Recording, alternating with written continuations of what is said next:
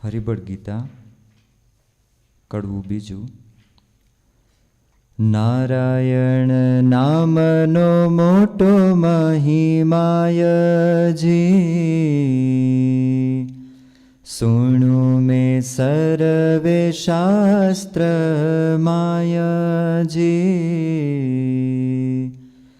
જીવહિત અર્થે એવું નહીં કાયજી,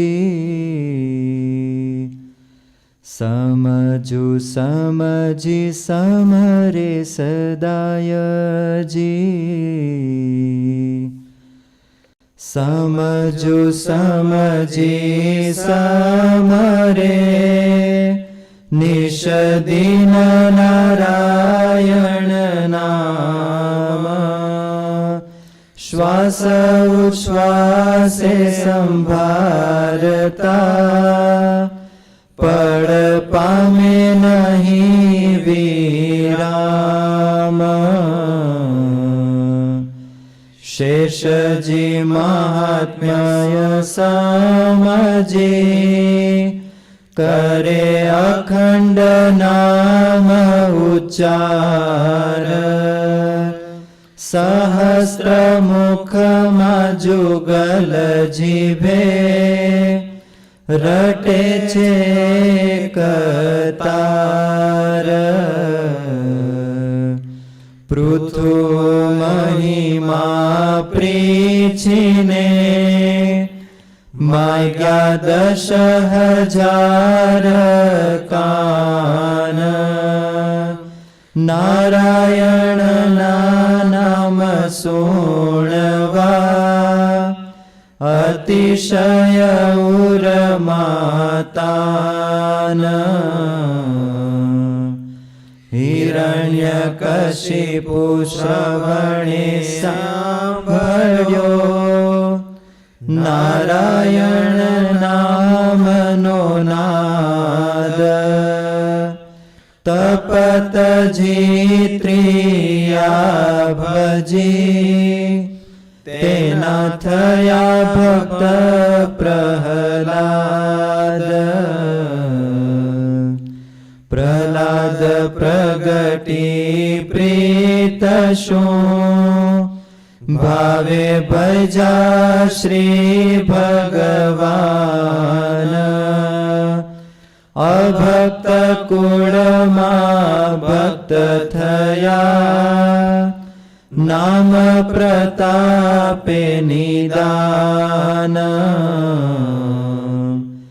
વિભીષણને ભક્ત થાવું નોયે રાક્ષસ કુળની રીત. પણ જે જપે જગદીશને તે થાય સર્વે પુનીત.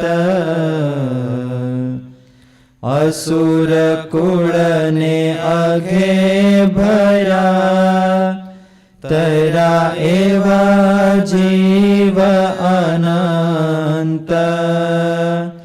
નિષ્કુળાનંદ નારાયણ નામનો મહિમા મોટો અત્યંત.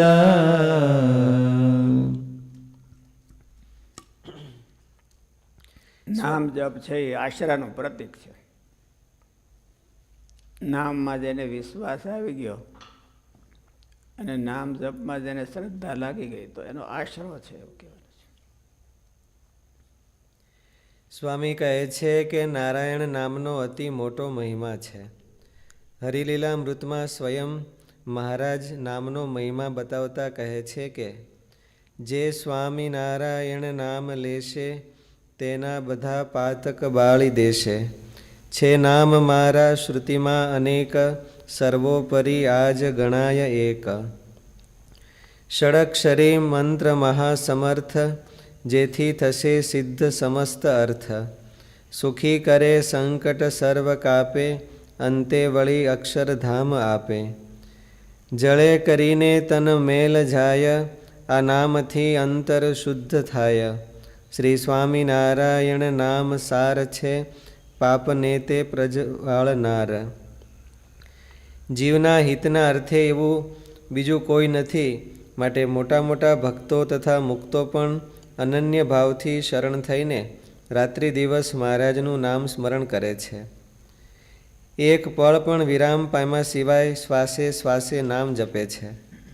શેષ નારાયણ એવા મોટા હોવા છતાં ભગવાનના નામનો મહિમા સમજીને 1000 મુખથી 2 જીભથી એક તાર ભગવાનનું નામ રટે છે. પૃથુ મહારાજને ભગવાનનું નામ સાંભળવાની ચાહના જાગી. હિરણ્યકશિપુ તો અસુર હતો, છતાં તપ કરવા ગયો. ત્યાં દેવતાઓની પ્રેરણાથી બૃહસ્પતિ પોપટનું રૂપ ધારણ કરીને નારાયણ નારાયણ નામ તેને સંભળાવવા લાગ્યા. ત્યારે મહાઅસુરને તે અપશુકન લાગ્યા. એવું સમજીને તપનો ત્યાગ કરીને ઘેર પાછો ફેરો. પણ ભગવાનનો વિરોધ હોવાથી તેના અંતરમાં તે નામ ગુંજતું હતું. અને તે કાળ દરમિયાન પ્રહલાદ તેના માતાના ગર્ભમાં આવ્યા અને ભગવાનના નામના પ્રતાપે ત્રિલોકમાં અનુપમ ભક્ત થયા. પ્રહલાદજીને હિરણ્યકશિપુને અપશુકન છે. નારાયણનું નામ સંભળાનું એટલે હવે અત્યારે શરૂ ન કરાય તપ. અપશુકનમાં તો શરૂ કરે તો ફરકું થાય નહીં, એટલે પાછા ઘેરે આવ્યા. અને ત્યારે પ્રહલાદ એના માતાના ગર્ભમાં આવ્યા. એટલે પ્રહલાદનું કારણ નારાયણ નામ થયું. એના મગજમાં નારાયણનો દ્વેષ હતો હિરણ્યકશિપુને, એટલે તદાકાર થઈ ગયો હતો નારાયણ નામમાં. અને એની અસર હિરણ્યકશિપુને કાંઈ ન થઈ, પ્રહલાદને થઈ. દૈવી જીવને હોય આશરો છે, એ દૈવી જીવને ફળે છે, આસુરી જીવને ફળે નહીં આશરો. કારણ કે આશરા પ્રમાણે હકીકતમાં તો આશરો કહેવાય કોને? ભગવાનના નામનો વિશ્વાસ હોય, ભગવાન વ્યક્તિનો વિશ્વાસ હોય, એના બિરુદનો વિશ્વાસ હોય, અને એને જીવવારે એને જડાઈ ગયું હોય, અને પછી જે કાંઈ કરતો હોય તો એ આશરો કહેવાય, નહીં તો પછી આશરો ન કહેવાય.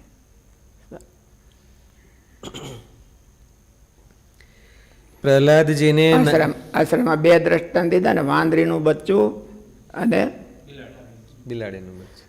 તો ગીંગોડાને કેમ ન કીધા આશરો? જેમ વાંદરીનું બચ્ચું ચોંટી ગયું હોય છે એની માને, તેમ કૂતરાને ગીંગોડા ચોંટી ગયા હોય છે. તો શાસ્ત્રકારોએ એનું દ્રષ્ટાંત લેવું જોતું હતું ને. તો ગીંગોડા કૂતરાના આશરે ન કહેવાય?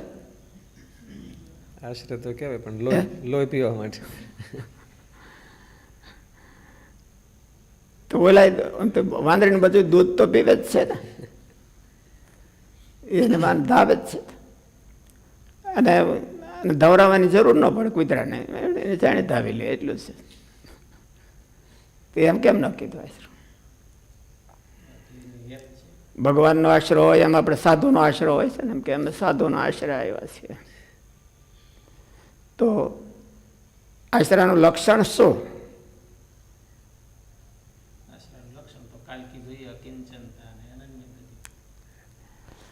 પુરુષાર્થ હોતે એનું લક્ષણ છે.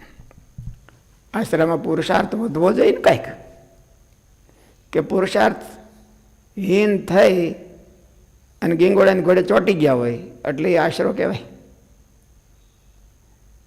આપણે ગીંગોડાની ઘોડે ચોંટ્યા, શીશ ગીંગોડા હોત કે લટકત કંઠ અરુ કાન, એવું કીધું છે ને, કે અમે શાસ્ત્રીજી મહારાજના શિષ્ય થઈ ગયા એટલે અમે શાસ્ત્રીજી મહારાજનો આશરો કરી લીધો. પણ વાંદરીના બચ્ચાની ઘોડે ચોંટ્યા છે કે ગીંગોડાની ઘોડે ચોંટ્યા છે એ તપાસ કરવો છે. બધા ચોંટી જાય એટલે આશરે જ કહેવાય એવું હોય નહીં. ચોંટવાની કાંઈક મેથડ હોય,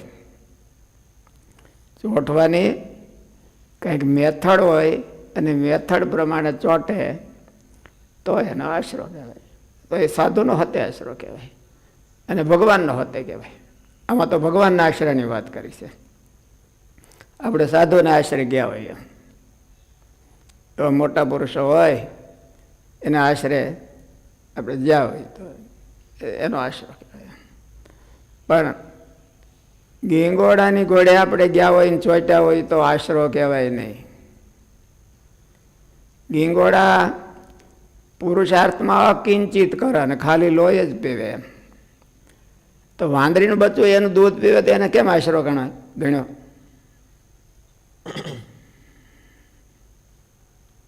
શું વાંદરીની ઈચ્છાથી પીવે છે. ઓલા એ ખરું કે ઓલા લાગ મળે ને ચોટી ગયા પછી ઉખેડે જ નહીં. કૂતરાને તો ઉખેડતા આવડે નહીં, આપણને તો હજી ઉખેડતા આવડે, પણ આપણે ઉખેડી ન હોય કે અને કૂતરાને આવડે નહીં, દેવાના ભેળા થાય. કૂતરાને ઉખેડતા આવડતો ન હોય અને આપણે ઉખેડી ન હોય કે એટલે કૂતરાને તો કઈ ગરજ ન હોય, પણ આપણે પછી ગરજ હોય. શીશ ગીંગોડા હોત કે એટલે આપણે તો શિષ્યો પાસે કામ લેવાનું હોય. એ થાળ કરી દે ને આપણે પછી થાળ ધરાવતા હોય એટલે મુશ્કેલી થાય. વાંદરીનું બચ્ચું એને ધાવીને વાંદરી જેવું થાય છે. ગીંગોડા કૂતરાને ચોટીને કૂતરા જેવા ન થાય.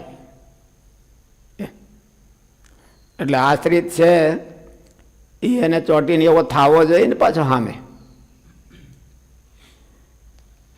આશરો કર્યો એટલે ગીંગોડાની ઘોડે કર્યો છે કે વાંદરીના બચ્ચાની ઘોડે કર્યો છે? બિલાડીના બચ્ચા અને વાંદરીના બચ્ચા એ આશરાનું પ્રતીક શાસ્ત્રોમાં એવું કીધું. કાં તો બિલાડીના બચ્ચાની ઘોડે આશરો કરવો અને વાંદરીના બચ્ચાની ઘોડે આશરો કરવો, પણ ગીંગોડાની ઘોડે તો ન કરવો. આ ત્રણેય મોટે ભાગે એની માંગને ચોંટી ગયા હોય છે. ગીંગોડા એની માને ન ચોંટ્યા હોય, જ્યાં લાગ મળે ત્યાં ચોંટી ગયા હોય, પણ ચોંટ્યા હોય ખરા એવું કરે.